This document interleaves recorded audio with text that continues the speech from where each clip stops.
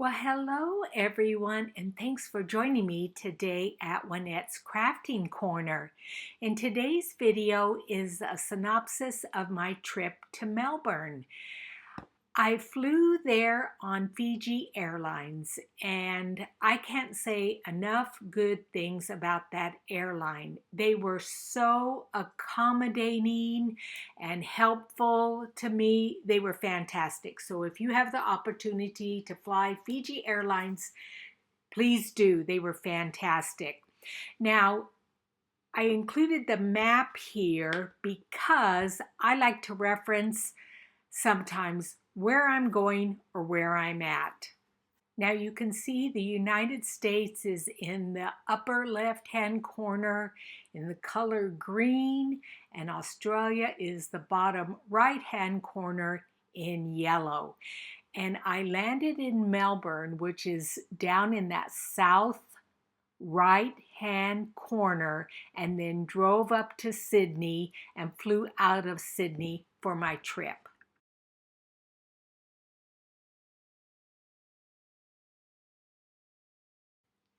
Now, because my friend Christina, and I will link her channel below, because she was busy my first day there, I booked an excursion.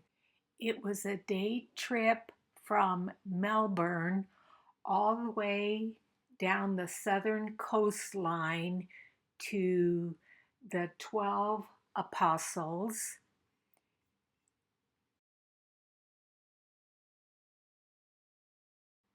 The tour guide took a couple of pictures of me, and in the second picture, I said, I'm living my best life. And I really feel like I am because I am able to travel and am very healthy.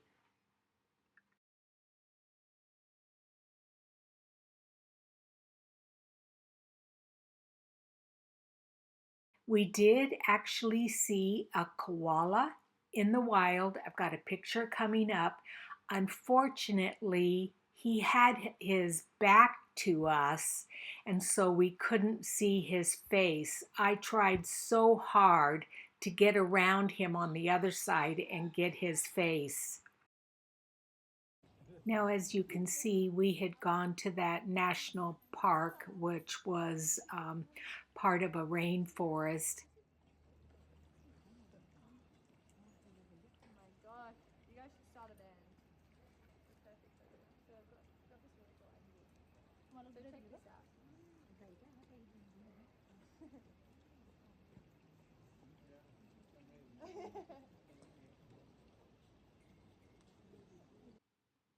Now, the 12 Apostles is a collection of limestone sea stacks off the shore of Port Campbell National Park by the Great Ocean Road in Victoria. It's about 4.5 hours from Melbourne by bus. We did take quite a few stops along the way, which was enjoyable to see all the different scenery.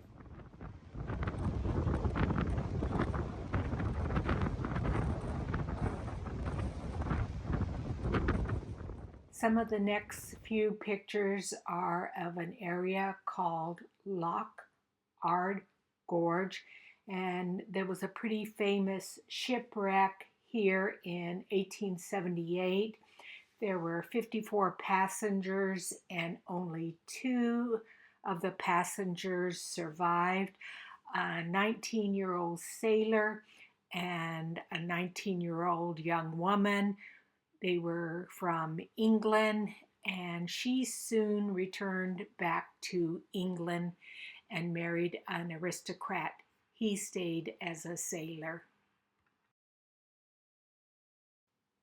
Another day we went to the State Library, Victoria. They had a special exhibition going on in which it had over 300 rare, remarkable, and historical manuscripts. A lot of them were of Hebrew manuscripts from over 1,000 years. Absolutely fascinating for those of us that love books. And as you can see in previous pictures, it's such a beautiful library with its dome ceiling.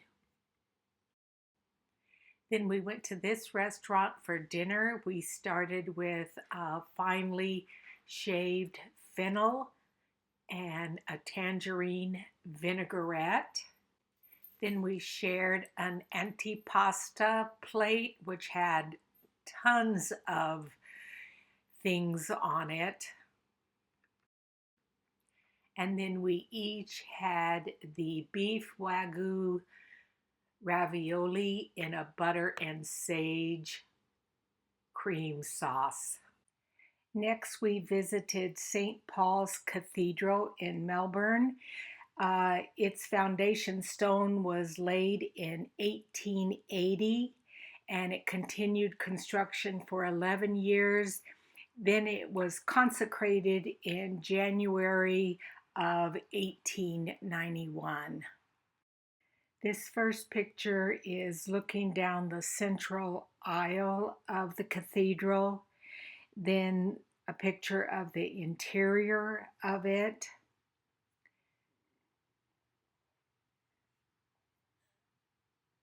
Next is the sanctuary.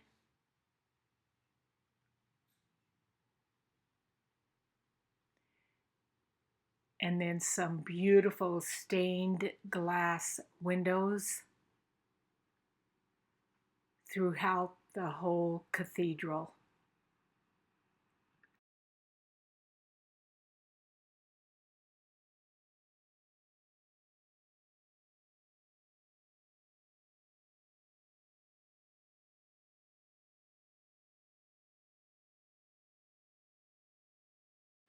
Across the street is the Flinders Street Railway Station. It's the second busiest train station in Australia, and it opened up in 1854. Throughout the central area of the city, there was an exhibition of photographs, and of course, this photograph interests me because it is a photo of the first X-ray ever taken. The year is 1895, and it was a German scientist who discovered X-rays. Next, we visited the Nicholas Building, which houses fashion designers, artists, and special retailers. And we visited one specific gallery in there. And look at that amazing lead light barrel vaulted glass ceiling.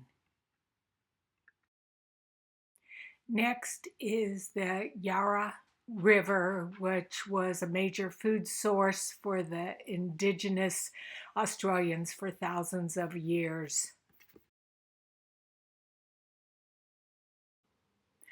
Another afternoon, Christina and I went to the National Gallery of Victoria, which is an art museum. And what you're seeing now is a water wall at the entrance of the museum. It was built in 1861, and apparently there are 76,000 works of art, including Picasso, Andy Warhol, Rembrandt, and some artifacts from the indigenous people of Australia.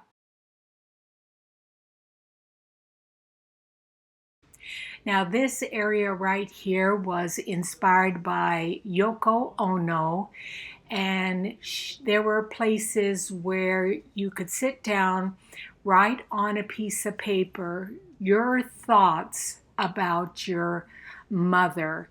And it was really emotional to do that. being that my mother has been gone for some time.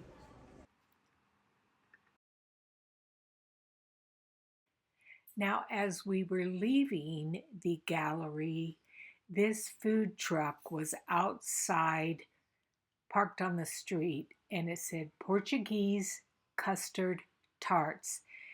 And it was actually one of the best things I've ever eaten in my life. It was fantastic. So then the next day, Christina and I started heading out to drive to Sydney. We stopped at Nagambi and we had breakfast at this place called the Black Caviar Cafe. Apparently, championship mare was determined to be one of the fastest horses in the world. Um, as of 2013, I believe she had won or was undefeated in all 25 of her races. Now, I wanted to show you this bag that I bought in Nagambi.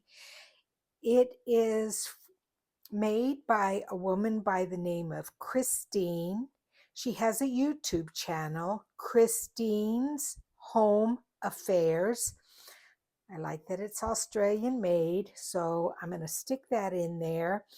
And it also tells a little bit about her on the back. She said she closed her fabric side of her business and unwanted fabric found its way back to her. She uses fabrics that are safe from going to a landfill. And you can follow her, like I said, on YouTube, and you'll be able to also find these bags. And so we stopped in her shop. Christina and I both bought a bag, and it's very, very well made. She hand sews all of these. It looks like it was some upholstery fabric that she used to put it together, but again, nice bag, nice memory of my trip. So it was quite a long trip to Robertson. It was over an 8-hour drive. We did a lot of stops. One of the stops was this um, called the Dog on the Tucker Box, which a Tucker box is what we would call a lunch box. And it's an Australian historical monument. It was inspired by a poem published in the late 1800s. Here is where we ended up staying in Robertson. I was there for 6 nights. Christina was only there for one night. Beautiful accommodation. If you are going to the Green Door Studio for any kind of a class, I would recommend this place to stay at. And I even drove on the wrong side of the road, or the opposite side from what we drive in the United States. And this Airbnb was a converted bakery from the early 1900s. Now, before I end this video, I want to share with you a little package that Christina gave me. A beautiful card. It was on my bed when I was packing up to leave. And apparently she indigo hand dyed all of this. So what I'm going to do is turn everything over, start at the bottom, and go from there. I have been wanting to do a blue and mustard yellow slow stitch piece, And Christina, this is going to be part of it. Look at all of this loveliness.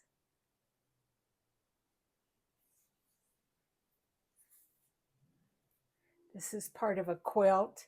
And in some Happy Mail that we exchanged in 2021, she had sent me some of that quilt with Pooh Bear on there.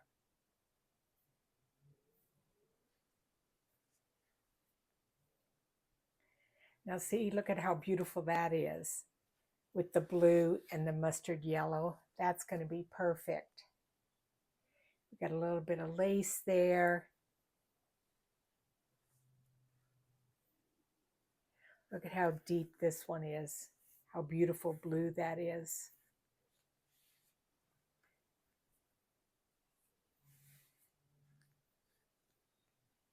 What a lovely, lovely gift. You just never know. At the end of this video, I am going to show you a card that I included in the Happy Mail that I sent Christina in 2021. And it's amazing. In the card, I wrote, Christina, I hope you enjoy this Happy Meal package I put together for you. Maybe one day we will be able to meet in person and craft. And in 2021, I wrote that, but I wouldn't have thought that we would meet. So you just never know. Our YouTube and creative community is actually a small world. So thank you, Christina. Just lovely, lovely buttons and threads. And she even included some Australian alpaca threads. So anyway, that's it for this video. And I will continue on with additional videos of my Fleur Woods class in Robertson and then my time in Sydney. Thanks a lot, guys. Talk to you later. Bye-bye.